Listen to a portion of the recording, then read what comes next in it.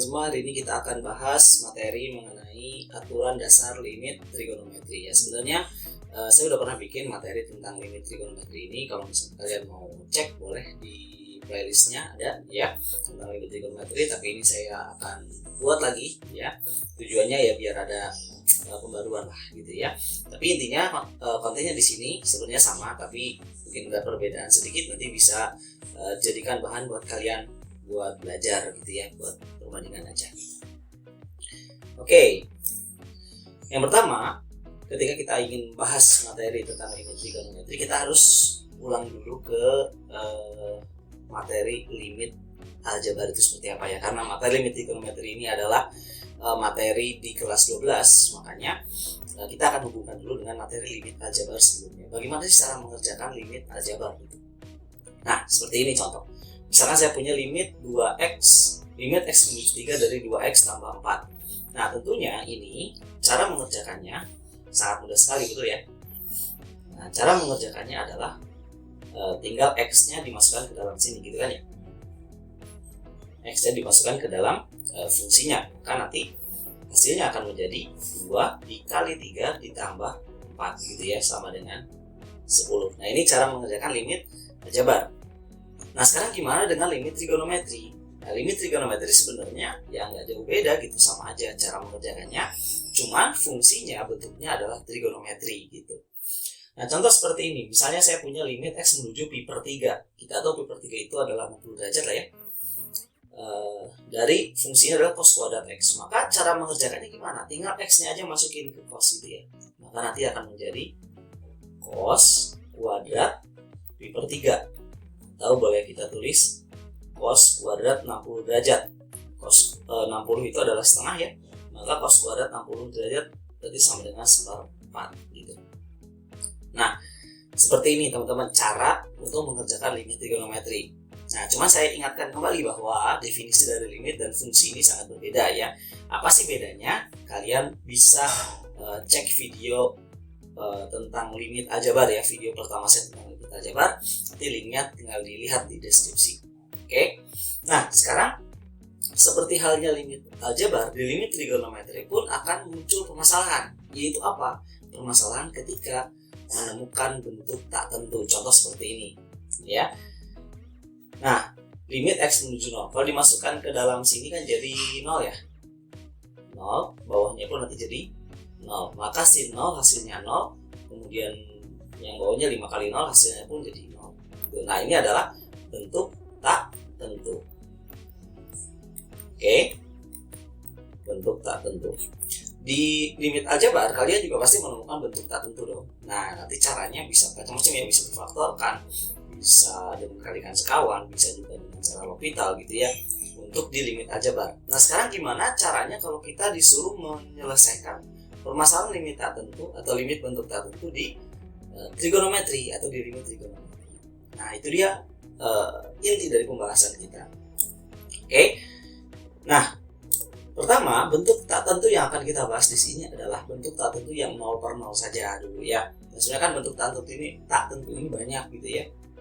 Ada 0 per 0, ada tak hingga per tak hingga, ada tak hingga min tak hingga. Cuman seringnya gitu ya, kalau trigonometri itu bentuk tak tentunya adalah 0 per 0 gitu. Kemudian sebenarnya penyelesaiannya ini bisa kita gunakan dalil L'Hopital ya, dan itu sangat mudah sekali kalau kita gunakan dalil L'Hopital. Cuman kalau kita menggunakan dalil L'Hopital, maka ilmu kita di trigonometri nggak akan bertambah adik-adik ya. Jadi kali ini kita tidak menggunakan dalil L'Hopital lebih dulu ya. Nah, tapi caranya adalah kita akan menggunakan teorema dasar dari limit trigonometri, teman-teman. Oke. Nah, seperti apa teorema dasar dari limit trigonometri? Ini dia.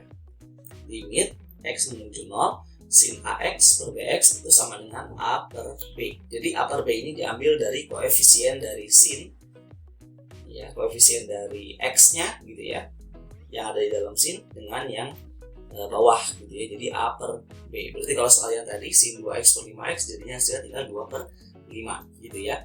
Nah, itu teoremanya. Jadi bisa kalian langsung pakai saja gitu ya. Nah, cuman akan kurang afdol kalau teorema itu nggak dibuktikan gitu. Nah, di sini saya akan buktikan dulu sedikit gitu ya. Dan nanti dari pembuktian teorema ini kalian bisa menentukan teorema akibat dari teorema dasar ini gitu. Nah, saya ambil gini pembuktiannya ya. Saya punya sebuah segitiga, teman-teman. Saya punya sebuah segitiga BCD gitu ya. Perhatikan ada segitiga BCD. Kemudian saya punya ada segitiga EAC, ACE lah ya, ACE. Kemudian saya punya juring ADC. Juring ADC. Oke. Nah, juring itu apa sih? Juring itu adalah bagian dari lingkaran, teman-teman. Ya, jadi anggap ini adalah bagian dari lingkaran. Ya, dan ini adalah salah satu cara untuk membuktikan teorema dasar limit trigonometri. Misalkan saya punya sudutnya di sini adalah sudutnya BX, ya. Oke. Nah, kalau misalkan nanti nih di DC-nya gitu ya, DC-nya saya kasih R di sini misalkan ya, R atau jari-jari lingkaran, berarti kan kalau di sini DC-nya R, maka BD di sini kita akan gunakan rumus dari sinus ya, maka DB ini adalah boleh kita tulis R sin BX, betul ya.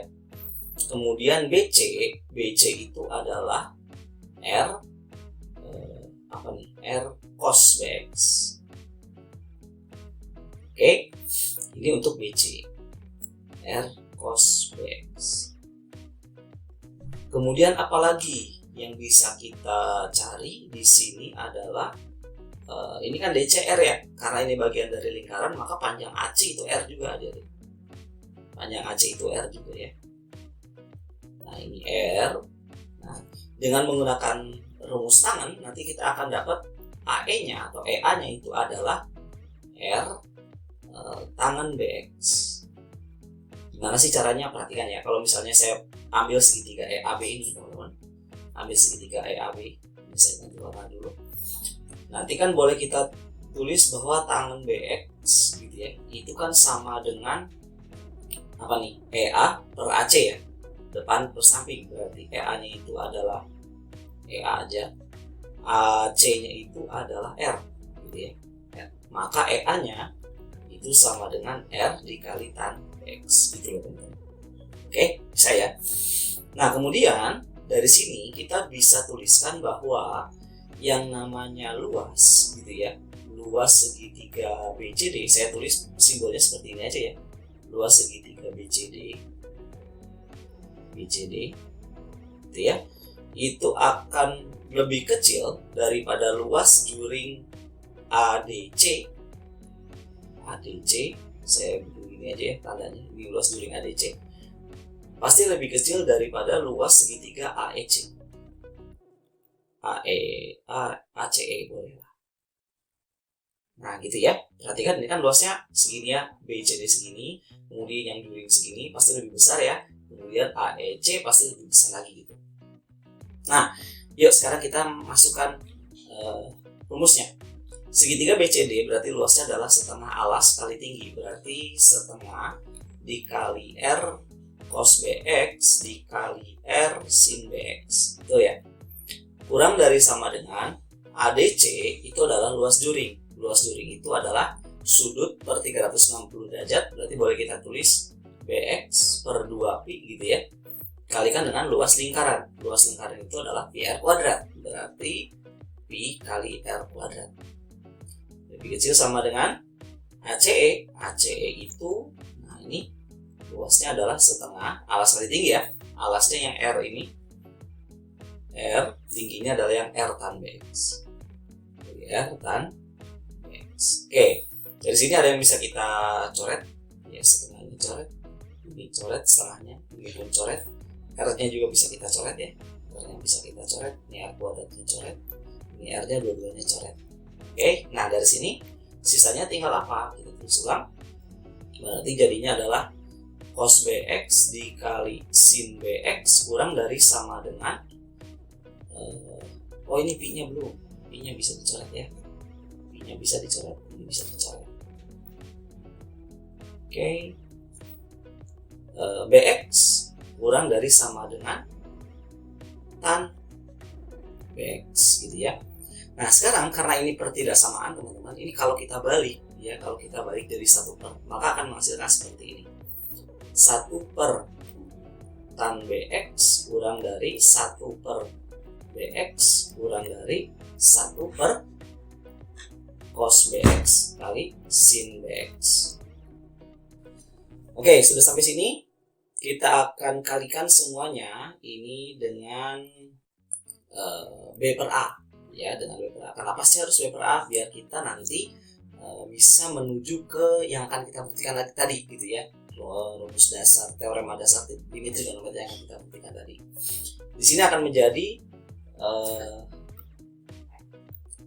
B per A kali tan BX ya. Nah, supaya mudah, tan BX nya akan saya ganti aja teman-teman ya, jadi sin per cos gitu ya.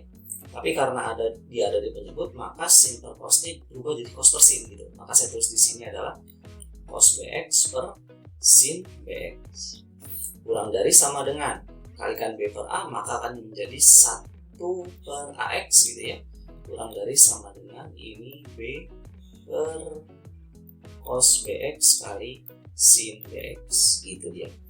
Oke, kemudian ada A-nya di sini. Kita kalikan semuanya dengan sin BX. Kalikan semuanya dengan sin BX. Oke, berarti nanti semua sin BX-nya habis ya di sini. Ini habis, ini pun habis. Maka nanti akan menjadi B per A dikali cos BX kurang dari sama dengan sin BX per AX kurang dari sama dengan B per A kali cos BX. Nah, seandainya ini semua saya kasih limit teman-teman ya, ini semua kasih limit X menuju 0 gitu ya, dari semuanya ini, maka nanti ini hasilnya akan menjadi 1 ya. Saya pindah sini aja. Kesimpulannya nanti akan menjadi, ini akan menjadi 1 ya, berarti hasilnya B per A yang ruas paling kiri kurang dari sama dengan ini, yaitu tadi limit X menuju 0 dari sin BX per AX kurang dari sama dengan B per A. Nah, dengan menggunakan teorema Apit, maka bisa kita simpulkan bahwa limit sin BX per AX ya itu adalah B per A. Makanya di sini bisa kita simpulkan bahwa limit X menuju 0 dari sin BX per AX itu sama dengan B per A. Nah, inilah teorema dasar limit trigonometri yang tadi akan kita buktikan gitu ya. Cuman hurufnya kebalik, nggak apa-apa ya. Kan kalau sin AX per BX hasilnya A per B, ini sin BX per AX hasilnya B per A gitu. Nah, gitu dia teman-teman, ini pembuktiannya gitu ya. Nah, tapi dari sini nanti kita bisa menemukan teorema-teorema yang baru teman-teman ya. Dengan mengotak-atik ini nanti kita akan menemukan berapa nih? Ada 8 teorema ya. Ini teorema akibatnya dari yang tadi. Yang pertama itu adalah sin AX per BX, nanti ada jadi B A per B gitu ya. Kemudian kalau kita balik nanti jadi hasilnya akan sama saja, dan kalau kita bagikan yang atas dengan yang bawah nanti hasilnya pun akan sama seperti ini gitu ya. Dan begitu juga dengan tangan, karena nanti kalau yang tadi ya bisa kita buat menjadi tangan gitu ya, kita bisa buat menjadi tangan.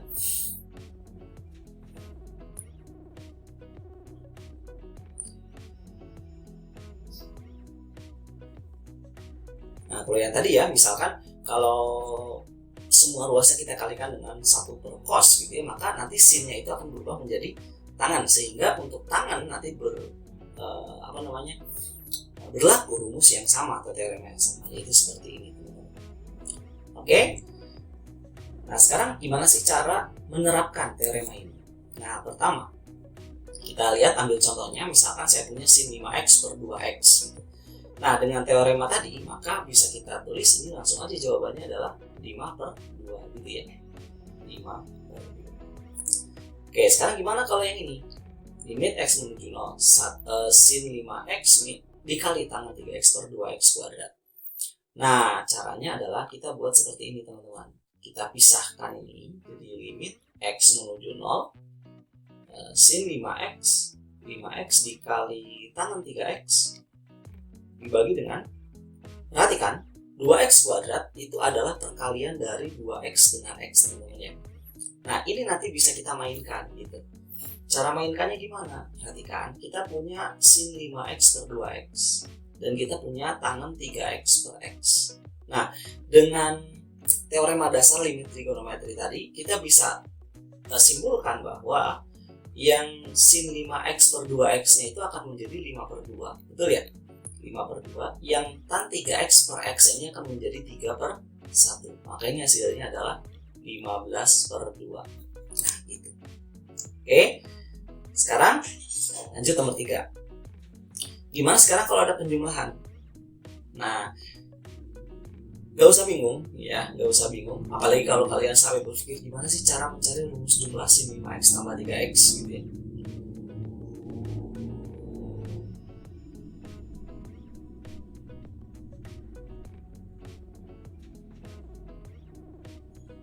Nah, pasti nanti akan bingung banget gitu.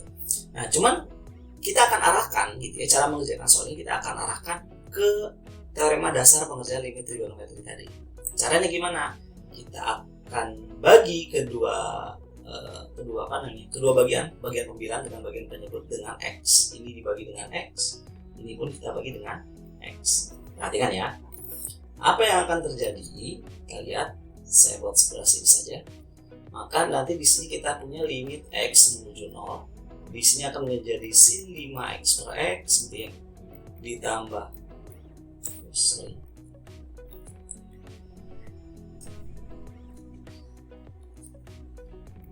tan 3x per x min 2x dibagi x jadi 2 ya,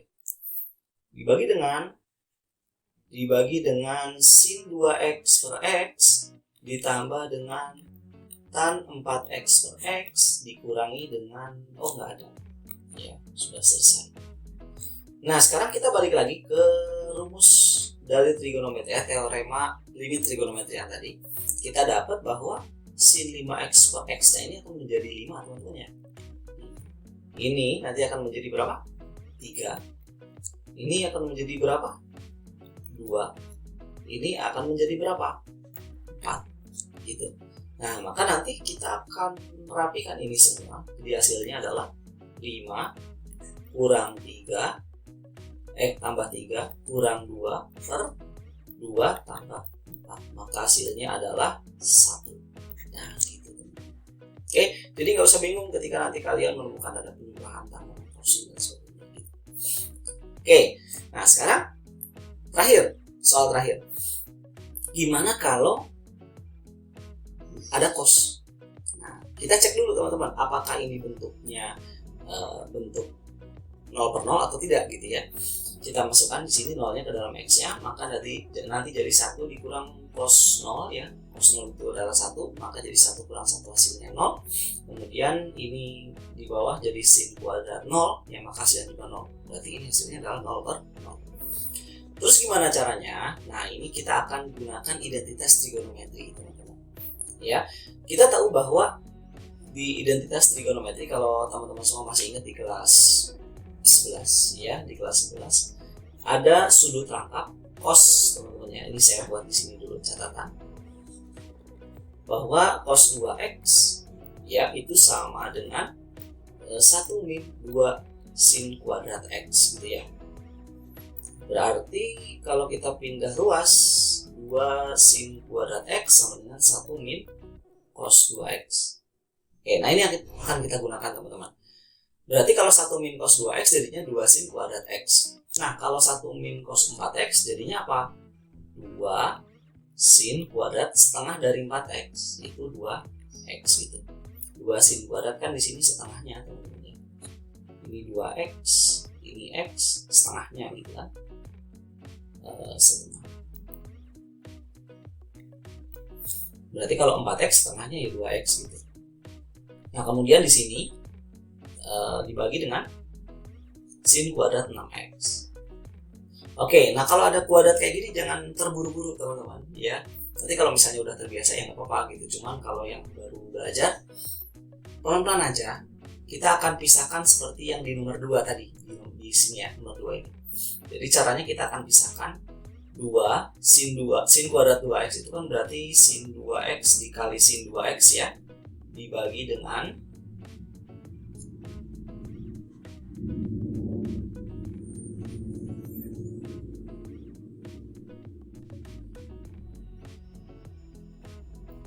sin 6x dikali sin 6x. Oke, nah sekarang kita akan gunakan teorema dasar trigonometri tadi, yaitu yang ini, kemudian yang ini. Sin 2x per 6x berarti jadi 2 per 6 ya. Boleh kita tulis jadi 1 per 3. Berarti 2-nya ini masih tetap ya. 2 dikali 2 per 6 atau 1 per 3. Dikali ini 2 per 6 lagi, jadi 1 per 3. Maka hasilnya adalah 2 per 9. Nah, itu dia. Oke. Nah, mungkin pengenalan tentang aturan dasar limit trigonometri saya cukupkan sekian. Mudah-mudahan walaupun singkat tapi bisa dipahami dengan baik ya. Nah, untuk teman-teman yang mau nyoba boleh silahkan dicoba soal latihannya. Ada 4 soal, silahkan coret-coret. Nanti kalau yang penasaran, jawaban yang benarnya akan di-share di Instagram @diskusimatematika54. Jangan lupa di follow. Oke, terima kasih. Sampai ketemu lagi. Assalamualaikum warahmatullahi wabarakatuh.